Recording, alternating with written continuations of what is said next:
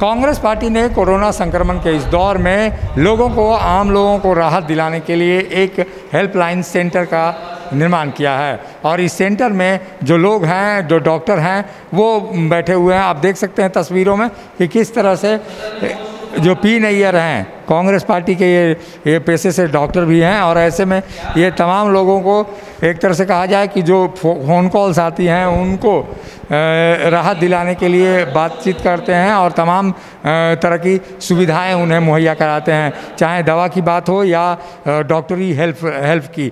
तो ये तमाम तरह की हेल्प लोगों की करते हैं और आप देख सकते हैं तस्वीरों में कि किस तरह से यहाँ पे वो हेल्पलाइन के ज़रिए लोगों की सहायता कर रहे हैं। झारखंड के दूर दराज इलाके से यहाँ पर फ़ोन कॉल्स आ रहे हैं और लोगों को तत्काल राहत देने की बात की जा रही है।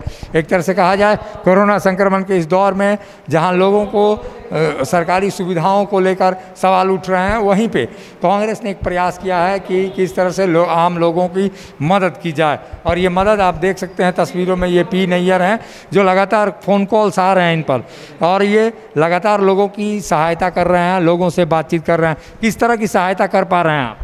इस वक्त आपको जो पूरे देश में हालत इस वक्त कोरोना फेज़ 2 का जो हो गया है, तो और झारखंड में भी हमारे काफ़ी ज़ोर शोर से इसके रफ्तार बढ़ते जा रहा है। इसकी सारी जो गतिविधियां और इसका सारा जिम्मेदार इसका केंद्र सरकार है। अगर केंद्र सरकार को आपको 6 महीने वक्त मिला था, अगर वो चाहते हैं कि पीएम फंड उनके पास था, कई 100 करोड़ उनके पास ऑलरेडी मौजूद था, उन्होंने जो इकट्ठा किया था, अगर वो चाहते तो पूरे देश में ऑलरेडी हर राज्यों में वैक्सीनेशन और दवाइयाँ इसका और साथ में वेंटिलेटर, ऑक्सीजन सबके अवेलेबल वो करवा सकते थे, बेड बढ़ा सकते थे, अलग अलग हॉस्पिटलों में ज़्यादा संख्या कर सकते थे। लेकिन वो पता नहीं अपने इलेक्शन में अलग अलग जगहों पे खुद की सरकार बनाने में लगे रहे, जिसकी वजह से आम जनता इस वक्त जूझ रही है। और हर दिन मेरे आँखों से इस वक्त मैं देख रहा हूँ, पूरा प्रयास कर रहा हूँ क्योंकि मैं रात भर भी जगा हूँ इस वक्त। हर तरह से रोने की आवाज़ है, लोग गिरा रहे हैं, रो रहे हैं और मुझसे जो बन रहा मैं इस वक्त कर रहा हूँ। किस तरह के कॉल्स आते हैं यहाँ पर और क्या सुविधाएं मुहैया करा रहे हैं? मेरे पास कॉल्स आ रहे हैं कि सर ऑक्सीजन का बेड चाहिए इस वक्त, कहीं इंजेक्शन की ज़रूरत है, कहीं वैक्सीनेशन ठीक से नहीं मिल पा रहा है, कहीं आपका जो जांच का किट है वो ख़त्म हो गया है। लेकिन मैं जब से अभी कंट्रोल रूम शुरू हुआ है, इसके 2 दिन पहले से मैं यहाँ जो काम कर रहा हूँ, मैं ये चीज़ देख रहा हूँ कि यहाँ के हमारे मुखिया, आपके हमारे माननीय आपको मुख्यमंत्री साहब हेमंत सोरेन साहब लगातार वो इस पर काफ़ी गंभीर हैं और साथ साथ में हमारे जो रामेश्वर उरांव सर और बन्ना गुप्ता सर जो स्वास्थ्य मंत्री हैं, ये दोनों भी कर रहे हैं और इनके साथ मैं खड़ा हूँ 24 घंटा लगातार इस काम पे पहल कर रखा हूँ। ये तमाम डॉक्टरों की एक टीम है जो कि लगातार प्रयास कर रही है कांग्रेस पार्टी की ओर से। कांग्रेस पार्टी के प्रवक्ता भी हैं राजेश कुमार गुप्ता, उनसे भी जानते हैं। राजेश जी, ये जो पहल आप लोग कर रहे हैं, ये किस तरह का पहल है? पार्टी क्या सरकार से अलग हटकर ये पहल कर रही है? देखिए, सरकार से कोई हट करने की ये एक मानव की रक्षा की बात है। कांग्रेस पार्टी पिछले लॉकडाउन में भी आपने देखा होगा और इस बार भी स्वास्थ्य सहायता केंद्र बना करके झारखंड प्रदेश कांग्रेस कमेटी के माननीय अध्यक्ष ने इस चीज़ को चलाया है।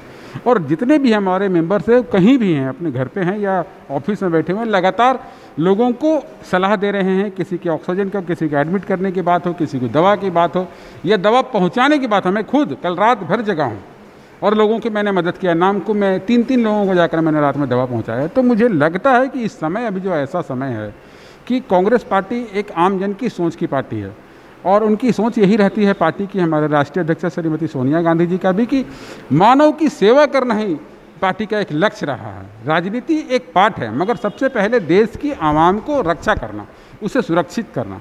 और जिस प्रकार कोविड का प्रभाव पूरे देश में बढ़ा, अपने रांची में भी बहुत बेतहासा वृद्धि हुई है, तो हमें लगता है कि इससे बचने का और बचाने का एक सुझाव हम लोग यहाँ से दे रहे हैं, लोगों को गाइडलाइन कर रहे हैं, चाहे दवा का हो। डॉक्टर नैयर ने भी आपने देखा होगा, अभी लगातार कितने फ़ोने जा रहे हैं, मैसेज आ रहे हैं लगातार। तो हम लोग इससे एक सुरक्षा के लिए एक गाइड, एक सुझाव दे रहे हैं और लोगों को बता रहे हैं कि यहाँ पर ये ऐसा होना है दवाई से। ये तो कांग्रेस पार्टी के पास स्वास्थ्य विभाग भी है, शायद स्वास्थ्य विभाग फेल होता हुआ नज़र आ रहा है झारखंड में, जिस तरह की बेड्स की कमी है और तमाम तरह की बातें जो जनता के बीच से आ रही हैं। देखिए, आप इस चीज़ को आप बोल सकते हैं, मगर कोई भी मंत्री या विधायक या सांसद, जनप्रतिनिधि या आम जनता की बात करता हूँ झारखंड का, कभी नहीं चाहेगा कि उनके क्षेत्र के, उनके शहर के, उनके राज्य के लोग बीमार पड़े और जिससे उनकी जानें चल जाए।